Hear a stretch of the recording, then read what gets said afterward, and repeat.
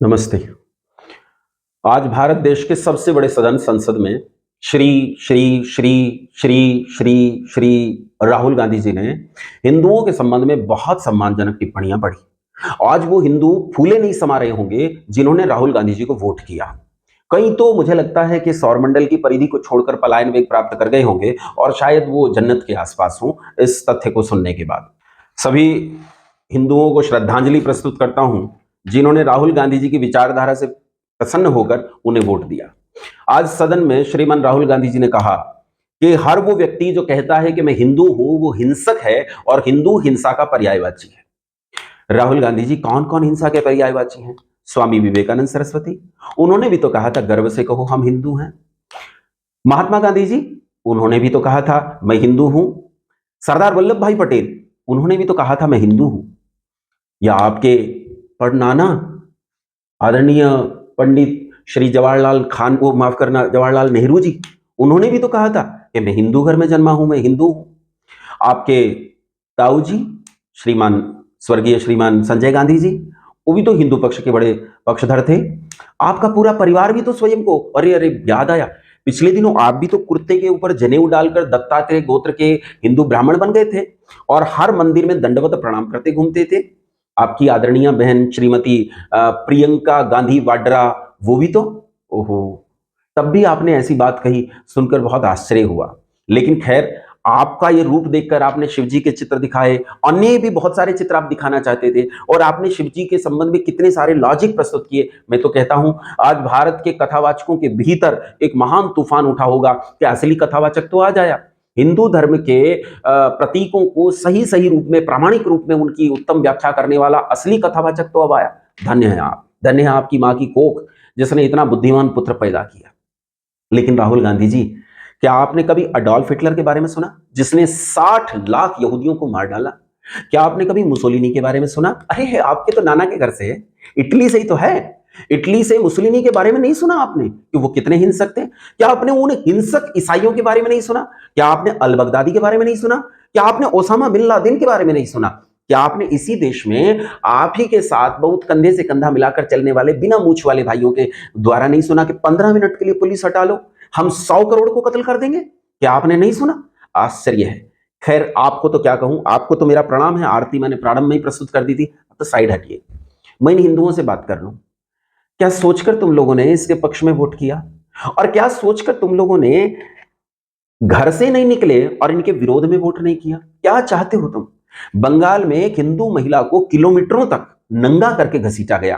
छाती पीटने वाला यही यही जनेऊ डालने वाला ईसाई वहां मणिपुर की हिंसाओं पर बड़ा भारी चिंता व्यक्त करता था, लेकिन बंगाल की इस हिंसा पर इसके मुंह से एक शब्द नहीं फूटा, न मुंह से फूटा न कहीं और से फूटा, शब्द कहीं से नहीं फूटा। इसके अलावा अभी कल ही तो बंगाल में एक स्त्री और एक पुरुष को शरिया कानून के अंतर्गत एक व्यक्ति ने डंडों से इतनी बेरहमी से मारा, बाकायदा वीडियो शूट हुआ और बाद में पता चला भाई साहब तो अदालत चलाते हैं, पूरी की पूरी पैरेलल जुडिशरी चलाती है इस देश में, पैरेलल जुडिशरी चलाते हैं। उनके लिए आपके मुंह से एक शब्द नहीं फूटा। शायद आपने भांग पी ली हो या हो सकता है किसी प्रकार का कोई गहरा नशा किया हो, आपको ये सब चीजें दिखाई नहीं देती, हिंदू में हिंसा दिखाई देती है। मुझे तो आश्चर्य होता है कि आप हिंसा और अहिंसा को शायद समझ नहीं पाए।